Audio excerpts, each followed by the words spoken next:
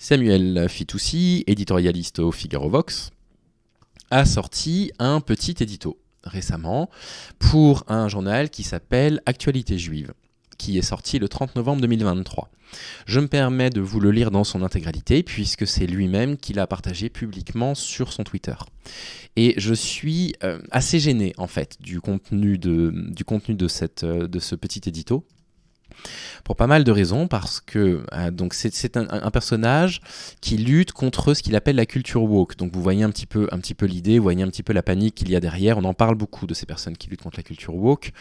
La culture woke, ça veut pas dire grand-chose. Woke ne veut pas dire grand-chose. Il n'existe pas réellement d'auteurs wokistes. Vous voyez ce que je veux dire ? Il n'y a pas vraiment de pensée woke. On a une pensée décoloniale. On peut citer des auteurs décoloniaux ou des autrices décoloniales, comme je sais pas, François Vergès par exemple. On a Crenshaw qui est une autrice de l'intersectionnalité, mais on n'a pas vraiment de mouvement woke. Ça n'existe pas réellement, le mouvement woke. Néanmoins, voilà, il publie donc cet édito dans Actualité juive qui ne me va pas du tout, puisqu'il dit « L'antisémitisme woke est une forme de racisme anti-blanc au carré ». Et je trouve qu'il n'y a rien qui va dans le titre de cet édito. Donc l'antisémitisme woke, j'ai déjà beaucoup de mal à comprendre ce que ça sous-entend. Vous allez voir qu'il fait une grande confusion entre wokisme et intersectionnalité déjà, mais je doute très sincèrement qu'il existe aujourd'hui des courants intersectionnels qui se revendiquent de l'antisémitisme. Ce que dit l'intersectionnalité, pour la énième fois, c'est que les discriminations ne s'ajoutent pas sur les individus, mais les discriminations s'entrecroisent et créent des discriminations croisées. Une femme noire subit un racisme qui est mêlé à la misogynie qu'elle subit, et une misogynie qui est mêlée à son racisme.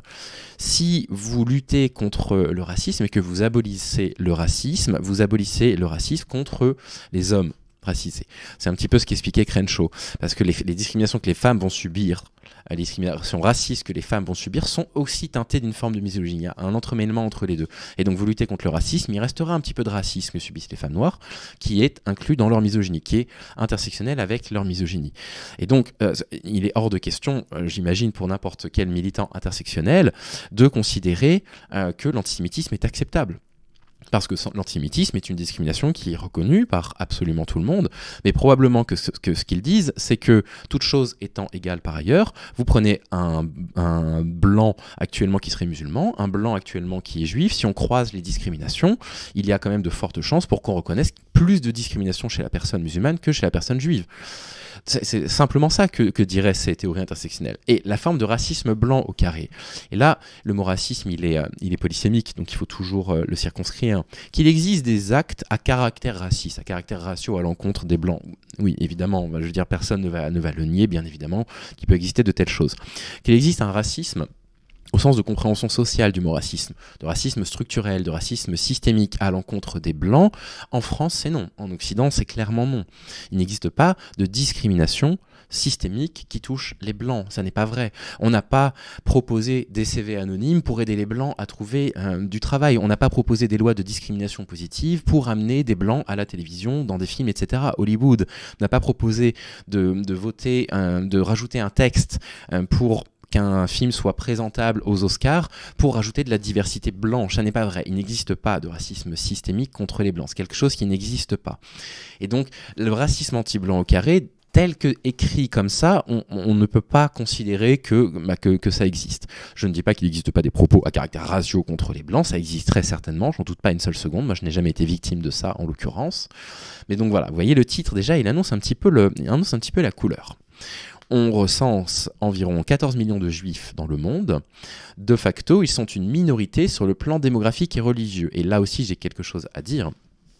Minorité, ça ne s'entend pas au sens purement statistique. Et Ricky Gervais avait fait une vanne que je trouve très drôle dans son spectacle, où il dit « Vous parlez de minorité, mais je suis blanc, hétérosexuel et millionnaire. Et des mecs comme moi, il n'y en a que 1%. Donc, et vous voyez, et je me plains pas. » Et c'est très drôle en fait. C'est très drôle. Effectivement, on ne parle pas de minorité uniquement parce qu'on est en petit nombre. Minorité, ça a aussi un sens, ça a aussi des répercussions sociales, des répercussions sur les discriminations qu'on subit, sur votre accès à la culture, votre accès à l'emploi, votre accès au logement, votre accès à toutes ces choses-là. Et je suis très gêné du coup de voir qu'une personne qui écrit dans un journal comme Le Figaro, qui a été stagiaire au Monde, ne le comprenne pas en fait. Il parle du coup de minorité. Alors il dit bien sur le plan démographique et religieux, mais vous allez voir que c'est à partir de cet argument de minorité qu'il va critiquer le wokisme, en disant mais le wokisme devrait soutenir finalement la religion juive parce que nous sommes une minorité. Mais en fait, les courants intersectionnels, bien évidemment, défendent les juifs contre les discriminations antisémites qu'ils subissent, bien évidemment. Mais pour autant, choisir d'en parler de minorité, en plus de ça, vous voyez, minorité dans le monde, ça ne veut pas dire grand-chose. La condition des juifs en France n'est pas la même que la condition des juifs en Israël, n'est pas la même que la condition des juifs, je ne sais pas, dans les quartiers juifs new-yorkais, n'est pas la même à l'évidence que la condition des juifs, je ne sais pas, en Algérie par exemple, ou des anciens pieds noirs, etc.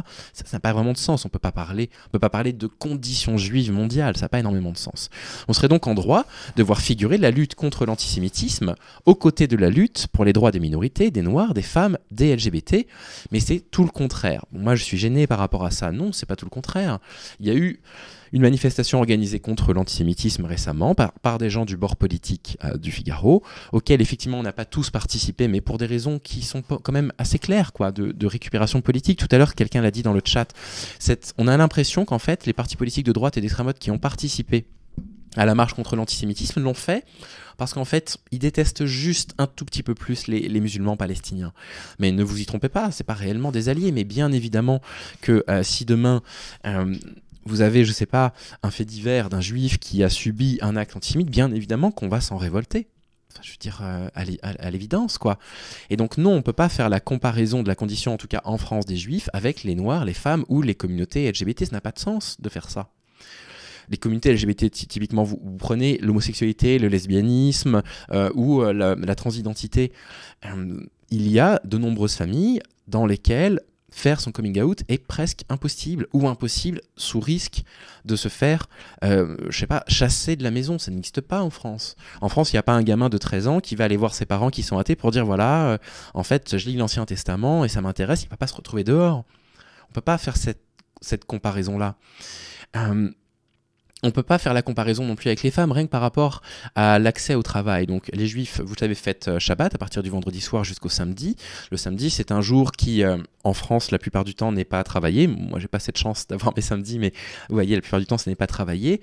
En revanche, une femme qui a moins de 35 ans, la première chose que va se dire l'employé, c'est se dire, en fait, elle va me mettre un arrêt de travail à cause de sa grossesse, donc je vais peut-être pas l'embaucher. Et ça, on va pas se dire ça à propos d'un juif. Donc, encore une fois, la comparaison n'est pas valable.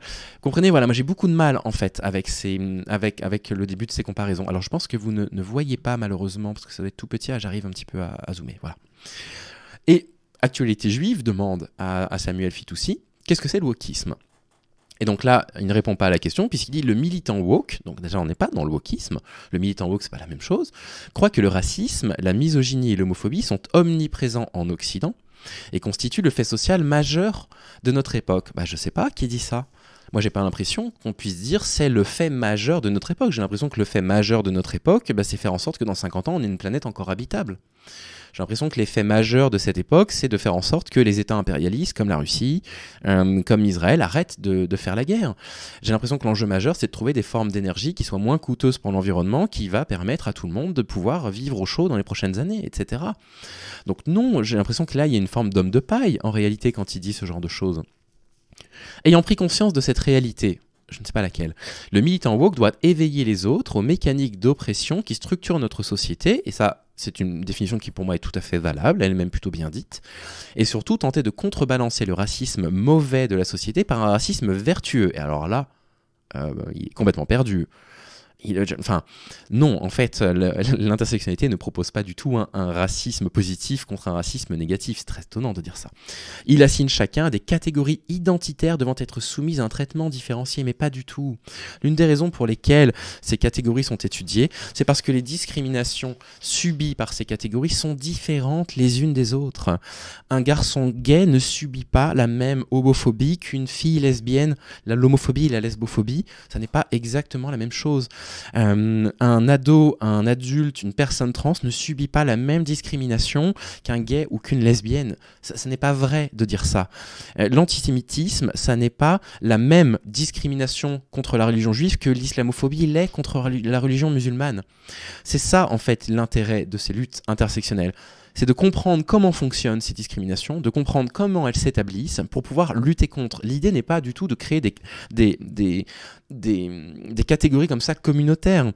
L'intérêt d'essayer d'analyser les discriminations subies par les femmes de telle catégorie sociale, subies par les femmes dites racisées, subies par telle femme, c'est pas du tout de créer des catégories pour les opposer les unes aux autres. C'est pour comprendre en fait comment du sexisme s'oppose sur elles dans différentes situations, pour pouvoir lutter plus efficacement contre.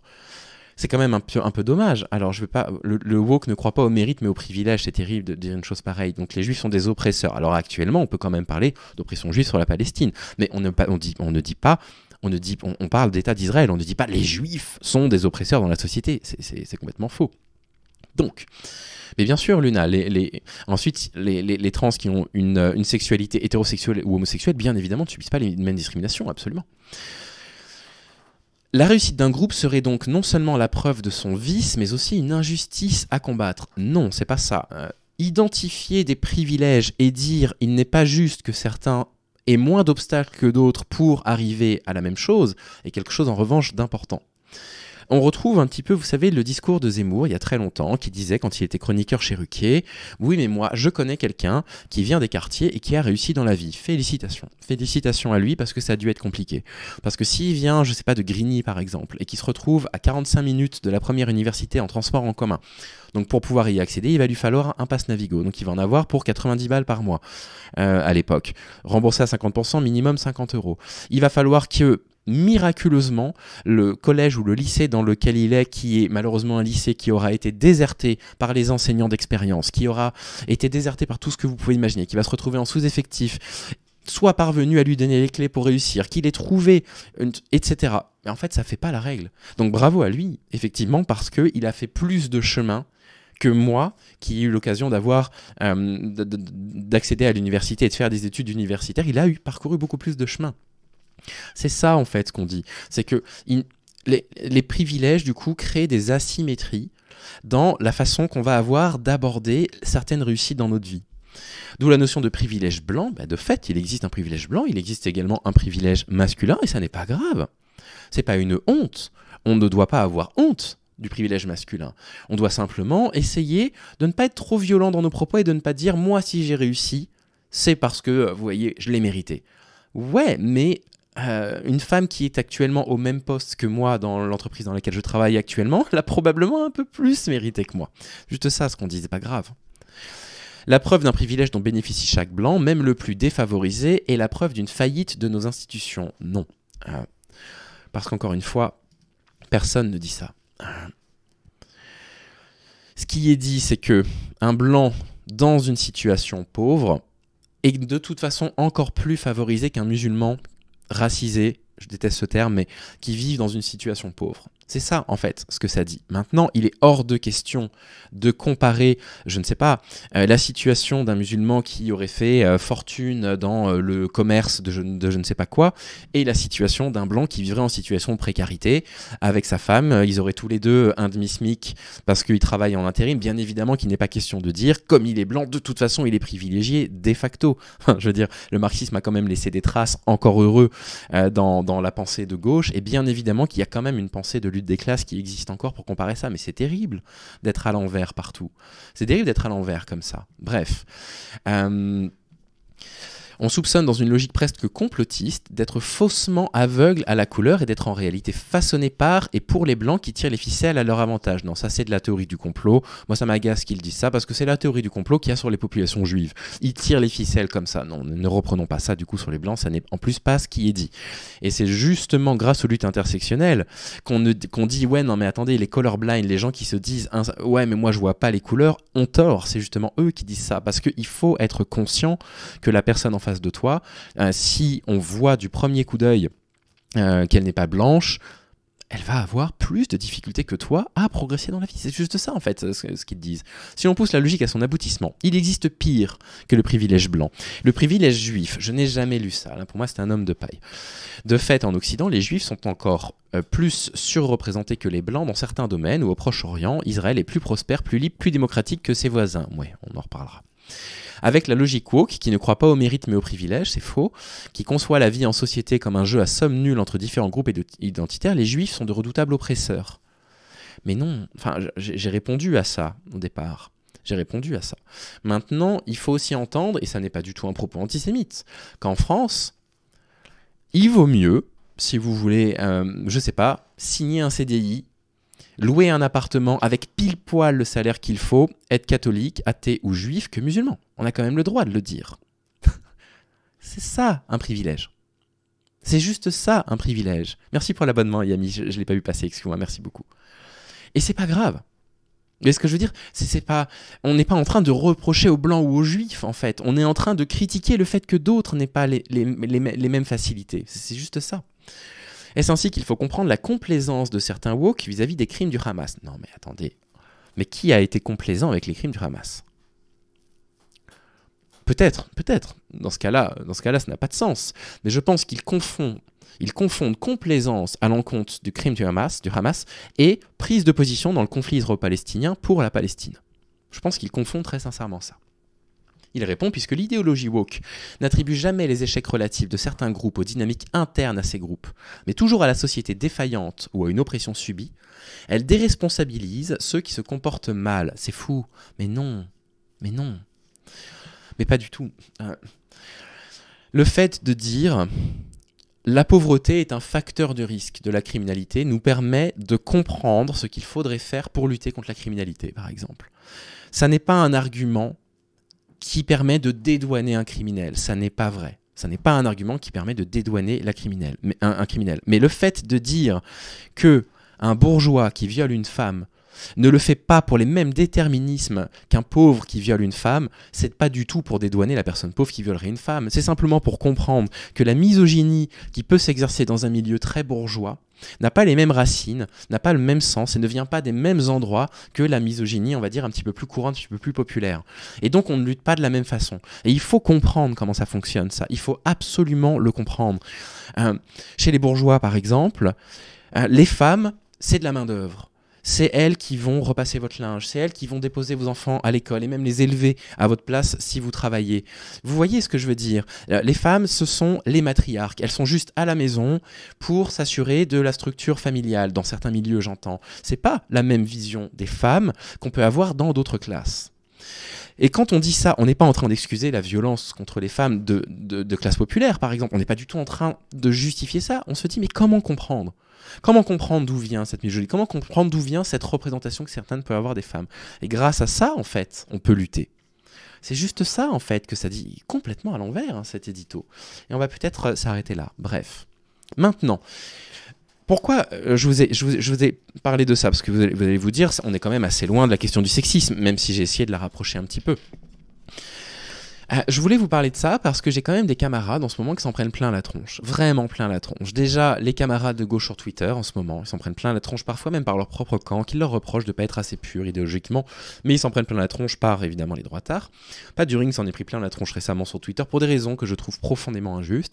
Et j'aimerais juste, à partir de l'article qu'on a lu actuellement, mettre un petit peu en avant leur lutte. Mettre un peu en avant leur lutte aussi antiraciste, parce que je le fais quasiment jamais. Et vous montrer que de ce truc qu'on vient de lire, où il dit on parle de privilèges blancs alors que de privilèges juifs, et bien en fait on peut aboutir à des propos qui sont quand même assez inquiétants. Là vous avez Rêve par exemple, que je vais du coup suivre parce que j'apprécie beaucoup là ce tweet, qui nous dit des nouvelles de la suprématie blanche. Oui, effectivement, et en plus il a plutôt raison. Et d'un genre que j'ai découvert quand j'ai fait l'erreur d'ouvrir Facebook, les commentaires racistes ou toutes les pubs où figure une personne noire ou encore pire un couple mixte. Donc là vous voyez, un mannequin noir, quelqu'un qui parle carrément de grand remplacement, on demande s'il est cramé, etc. Alors vous allez voir, il y a beaucoup d'autres exemples. Ça pour moi c'est la conséquence de la panique morale anti-woke. C'est-à-dire qu'à force d'avoir des anti-woke qui sont dans la panique morale de on parle de privilèges blancs, mais nous aussi on a des problèmes, on se retrouve à trouver ce genre de publication de personnes qui pensent qu'aujourd'hui, nous, les blancs, on est en danger dans la société. C'est quand même grave. Là, vous avez une très belle photo ici. Où vous avez quelqu'un qui dit ils ont trouvé un petit blanc, comme si, vous voyez, comme si les mannequins, on ne retrouvait plus de blanc, quoi. Un peu raciste quand même. Là, il se moque en disant il aurait dû être trans ou handicapé, c'est pas très très drôle. Et vous avez sous ce tweet toutes ces choses-là. Et ça, tout ça, vous voyez, là j'adore, tu vois, vous voyez, sous cette publication Ralph Lauren, vous avez des gens qui disent ça existe pour les hommes blancs et vous avez littéralement 3 hommes blancs en dessous, un d'origine asiatique d'ailleurs. Ça aboutit à des publications de ce type-là. Voilà, vous ne rêvez pas. Je ne sais pas si c'est ironique ou non, j'espère que c'est ironique, je n'en sais rien. Non à la disparition des blancs dans les publicités, entre autres en France. J'espère vraiment que c'est quelque chose de très ironique. Le truc, c'est que je l'ai vu passer sur des comptes qui sont des comptes vraiment de droite. Donc j'espère qu'ils ont partagé un truc qui était censé dénoncer l'absurdité de leurs propos et que c'est pas du premier degré. Voilà, je n'en sais rien. Et voilà, vous voyez, tout ça m'inquiète, quoi. Donc maintenant, j'en sais rien. J'avais pas du tout prévu de faire ça. Là, je le fais complètement au pif et si ça se trouve, je vais me tromper. On va aller sur H&M. Bon, voilà. Je suis absolument pas certain que...